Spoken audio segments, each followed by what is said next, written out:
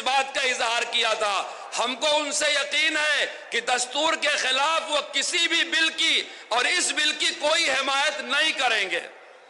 میں بڑی ذمہ داری کے ساتھ یہ بھی اعلان کرتا ہوں کہ جمعیت علماء کسی سیاسی پارٹی کی طرح سیاسی نفع نقصان کی بات نہیں کرتی۔ وقف اللہ کی ملکیت ہے۔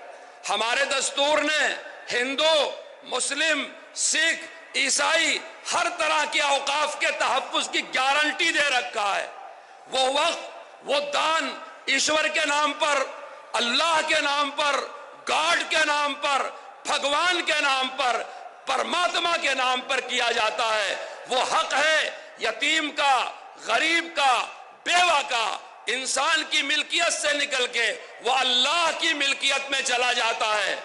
دلی کی، مرکز کی فرقہ پرست حکومت خدا کی ملکیت میں دخل دے رہی ہے۔ ہم کہتے ہیں بچو، اللہ سے لڑنے سے بچو، گاڈ سے لڑنے سے بچو، ایشور سے لڑنے سے بچو۔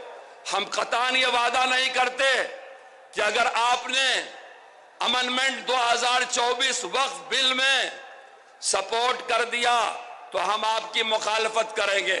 ہم بالکل یہ نہیں کہتے۔ ہم یہ بھی نہیں کہتے اگر آپ نے حمایت واپس لے لیا اور بل کو رد کرنے میں ہمارا ساتھ دیا تو ہم آپ کا ساتھ دیں گے۔ مسئلہ ساتھ دینے کا، مخالفت کرنے کا نہیں ہے، یہ بڑی چھوٹی بات ہے۔ جمعیت علماء ایک دینی جماعت ہے، وہ مسلمانوں کے ووٹ کا سودا کبھی نہیں کرتی۔ ہم کسی حکمراں پارٹی سے نہیں کہتے ہم آپ کو ساتھ دیں گے، یا ہم کبھی نہیں ڈراتے کہ ہم آپ کی مخالفت کریں گے۔ ہم پورے عزم کے ساتھ، یقین کے ساتھ یہ بات کہتے ہیں کہ یہ بل سنویدھان کے خلاف ہے۔ جو چیز سنویدھان کے خلاف ہے آپ کو اس کی مخالفت کرنا چاہیے، اسے مسترد کرنا چاہیے، اسے رد کرنا چاہیے۔ آپ جمعیت علماء کے موقف کو سمجھیں۔ اتنا بڑا ملک سنویدھان سے چلے گا، دستور سے چلے گا، آئین سے چلے گا۔ سنویدھان ہمارے بزرگوں نے بنایا ہے، سیکولر بنایا ہے، مذہبی آزادی دی گئی ہے، لسانی آزادی دی گئی ہے۔ کسی کو یہ حق نہیں پہنچتا کسی ہندوستانی کے حق کو غصب کر لے۔ کوئی زمانہ رہا ہوگا اس ملک میں اکبر بادشاہ تھا، کوئی زمانہ رہا ہوگا شاہ جہاں بادشاہ تھا، کوئی زمانہ رہا ہوگا کوئی بادشاہ رہا ہوگا، کوئی نواب رہا ہوگا، کوئی آقا رہا ہوگا، کوئی راجہ رہا ہوگا۔ آج سنویدھان نے ہر ہندوستانی کو بادشاہ بنا دیا ہے، راجہ بنا دیا ہے، برابری کا حق دے رکھا ہے۔ ہمارے اوپر کوئی حکمراں نہیں ہے، ہم نے یہ سنویدھان خود اپنے اوپر لاگو کیا ہے۔ ہم ایک آزاد قوم ہیں، ہم کو سنویدھان نے حق دیا ہے۔ اگر اپنے حقوق کو تلف کیے جا رہے ہیں، ہم پبلک مقام پہ اکٹھا ہو کے اپنا احتجاج درج کرائیں گے۔ یہ سنویدھان نے ہم کو حق دیا ہے۔ اگر سنویدھان بنوانا یہ جمعیت علماء کا کام ہے تو اس کو بچانا بھی جمعیت علماء کا کام ہے۔ جمعیت علماء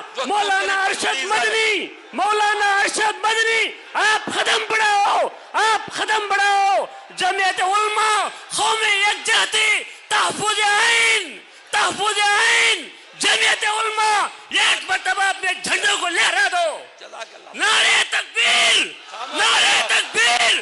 ہماری آواز حکومت کے ایوانوں کانوں تک پہنچنا چاہیے۔ بیٹھ جاؤ، مجھے اور باتیں کہنی ہیں۔ یہ کوئی سیاسی جلسہ نہیں ہے کہ میں آپ کو جوش دلا رہا ہوں، یہ ایک دینی جلسہ ہے۔ امیر الہند کی صدارت میں ہو رہا ہے، بڑی تعداد دیندار مسلمانوں کی ہے۔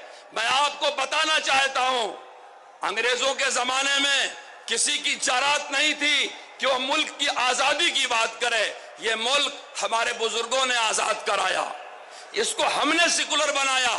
آج سیکولرزم کو خطرہ ہے، آئین کو خطرہ ہے۔ کس سے خطرہ ہے؟ حکمراں پارٹیوں سے خطرہ ہے۔ کس سے خطرہ ہے؟ ہائی کورٹ کے جج سے خطرہ ہے۔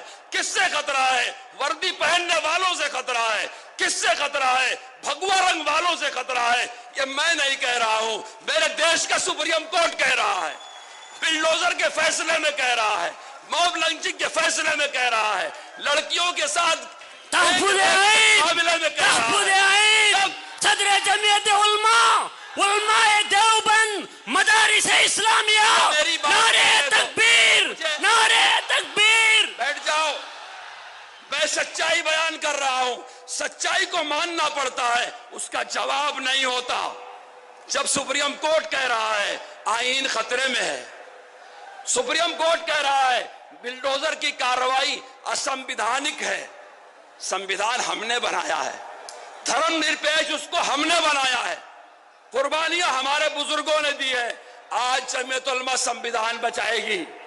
اس تحفظ آئین کے متعلق ایک تجویز ہے جو پیش کریں گے آندھرا و تلنگانہ کے جنرل سیکریٹری مفتی محمود زبیر صاحب، وہ تشریف لے آئیں اور اس کا متن پڑھ کر کے سنائیں۔